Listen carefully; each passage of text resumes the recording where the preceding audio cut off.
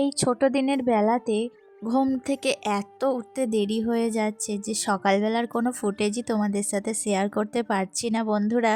সকালবেলাটা একটুই আমার তাড়াহুড়োর মধ্যেই কাটে। ঘুম থেকে উঠে আগে বাসি কাজগুলো সেরে নিই, তারপরে কিন্তু অন্য কিছু। আর বাসি কাজের সময় আমি এতটাই তাড়াহুড়োর মধ্যে থাকি যে কোনো রকম কোনো ফুটেজ শেয়ার করা আমার পক্ষে সম্ভব না।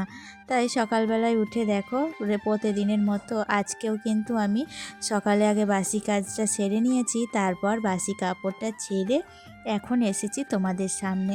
প্রথমে চুলটা ভালো করে একটু আঁচড়ে নিয়ে নিচ্ছি, কারণ কি বলো তো, এই যে আমি এখন সংসারে ঢুকে পড়বো, তারপর কিন্তু আর 1 মিনিটও আমার নিজের জন্য একটুও যত্ন করার সময় পাবো না।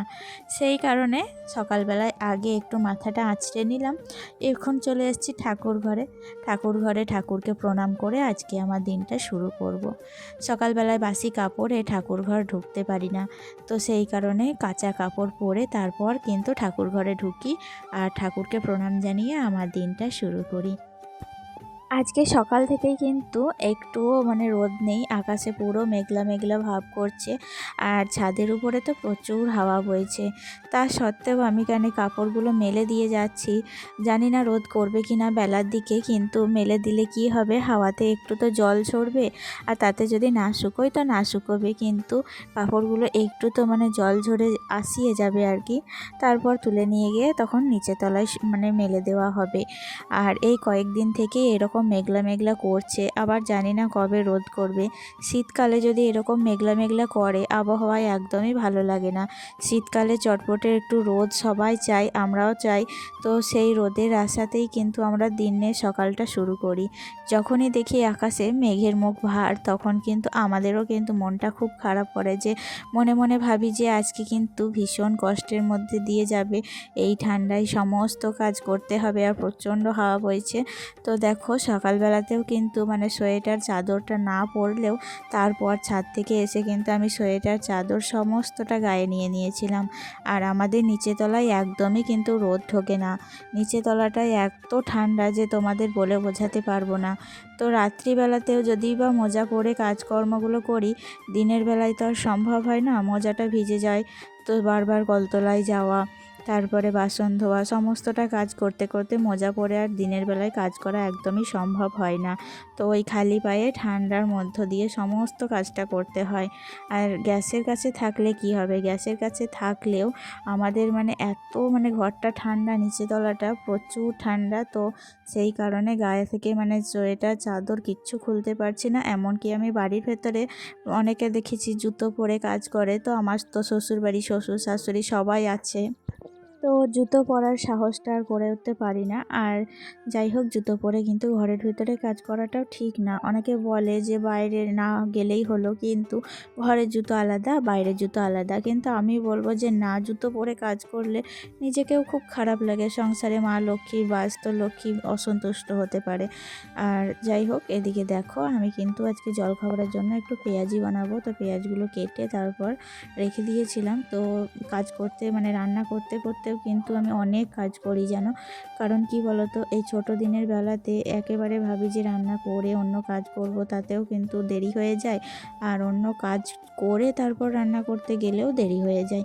তাই একদিকে রান্না বসিয়ে দিয়ে অন্যদিকে কাজ করাটা আমার কিন্তু স্বভাবে দাঁড়িয়ে গিয়েছে। তাহলে দুই দিকই ম্যানেজ করতে পারি, আর এরকম করে বুদ্ধি করেই কিন্তু আমার সংসারটা আমি সামলাই। কারণ যদি একটু বুদ্ধি, একটু প্ল্যান না করি, তাহলে কিন্তু একার হাতে এত বড় সংসার সামলানোটা কখনোই সম্ভব নয়। তো যাই হোক, এদিকে ছোট দিনের বেলা একেবারে সকাল হতে হতেই কিন্তু 10টা বেজে যাচ্ছে, তারপরেই কিন্তু কখন যে দুপুর হয়ে যাচ্ছে আমরা কেউ বুঝতে পারছি না। আর জলখাবার খেতে খেতে 10টা 11টা এরকম বেজে যাচ্ছে, এত বেলা হয়ে যাচ্ছে না। তো আশা করছি যে সামনের মাস থেকে একটু বড় দিন হবে, কাজ করেও শান্তি পাবো। তো সকালবেলায় রান্না বান্না, খাওয়া ধোয়া আর একটু ঘর পরিষ্কার, এটা ওটা টুকিটাকি কাজ ছাড়া তেমন কোনো ভারী কাজ কিন্তু এই ছোট দিনের বেলাতে একটু করে উঠতে পারছি না। তো আলমারির মধ্যে অনেক এমন জামা কাপড় রয়েছে যেগুলো কিন্তু আয়রন করা নেই, তোমরা সবাই জানো। তো সামনে কিছুদিন আগে বিয়ে বাড়ি থেকে এসে জামা কাপড়গুলো ভরে রেখেছি, তো আয়রন করব ভাবছি, প্রতিদিনই ভাবছি যে কাজগুলো তাড়াতাড়ি করে সেরে নেব, তারপরে বসে পড়বো আয়রন করতে। কিন্তু কাজ করতে করতে যে একই টাইম হয়ে যাচ্ছে, তারপরেই আবার 3টে বেজে গেলে ছেলেকে নিয়ে টিউশন চলে যেতে হচ্ছে। তো টিউশন থেকে এসে দেখছি সন্ধে লেগে যাচ্ছে, তারপর সন্ধেবেলাকার কাজ, তারপর ছেলেকে পড়তে বসানো, করতে করতেই রাত হয়ে যাচ্ছে। আর রাতের দিকে তো কোনো কাজ করতে একদমই মন চাইছে না, এত ঠান্ডা পড়েছে। তো রাতের দিকে মনে হচ্ছে শুধু মানে লেপের ভিতরে ঢুকে বসে থাকি, এরকম একটা পরিস্থিতি হয়ে গিয়েছে। তো এই কটা দিন আশা করছি এই রকম করেই কাটবে। এখন একটু বড় দিন না হলে, শীত যদি না কমে, তাহলে কিন্তু সেই সব কাজগুলো আর এখন করে উঠতে পারবো না। তার মধ্যে সামনেই আবার সংক্রান্তি আসছে, সংক্রান্তিতে লক্ষ্মী পুজো আছে, লক্ষ্মী পুজোতে একটু বেশি চাপ পড়বে। বাড়িতে লক্ষ্মী পুজো মানে বুঝতেই পারছো তো, এর রান্না বান্না ভোগ সব কিছুই কিন্তু আমাকেই সামলাতে হবে। যেহেতু শাশুড়ি বয়স্ক, পারবে না, তো সব কিছু কিন্তু আমাকে করে উঠতে হবে।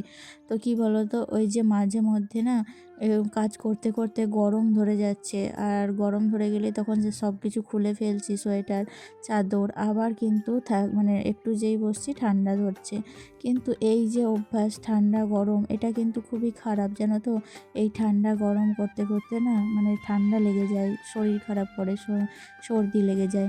তো যাই হোক, কিছু করার নেই, মানে কাজ করে করে মানে এরকম হয়ে যাচ্ছে। মানে মেনটেন যতই ভাবছি করবো, করে উঠতে পারছি না। তো আজকে একটু তিতো করলা ভাজা করেছিলাম, আর তিতো করলাগুলো কিন্তু একটু কাঁচা কাঁচা করেই ভাজা করলাম। কারণ কি বলো তো, মানে বেশি কড়া করে ভাজলে তিতোটাই চলে যায়, তখন আর তিতো করলার মানে কি থাকলো, তাই না? আর যাই হোক, একটু কাঁচা কাঁচা করে তিতো করলাগুলো ভেজেছি, আর লাস্টে একটু টমেটোর চাটনি করে নিচ্ছি। তো রান্নাবান্না দেখো প্রায় শেষের দিকে। রান্নাবান্না শেষের দিকে যখন হয় না, তখন ঘড়ির কাঁটায় মোটামুটি 12টা 12:30 বেজে যায়। তো 12টা 12:30 মানে বুঝতেই পারছো, আর কিছুক্ষণ পরেই তো সন্ধে নেমে যাবে। তো যাই হোক, রান্নাবান্না কমপ্লিট করে সব কিছু মোছামুছির কাজটা চালিয়ে নিচ্ছি। আর মোছামুছি করে তারপর কিন্তু নিজেও একটু ফ্রেশ হব। আসলে সেই সকালবেলায় একটু মুখে জল দিয়েছিলাম, তারপরে তো মানে স্নান টান তেমন একটা মানে করি না সকালের দিকে, ঠান্ডা লেগে যাওয়ার ভয়ে। কাপড়টা ছেড়ে কাপড়টা কেচে দিই, তারপর একটা কাঁচা কাপড় পরে নিই। আর রান্না বান্না সব কিছু কমপ্লিট করে হাতের কাজ সেরে তারপরেই কিন্তু স্নানে যাই।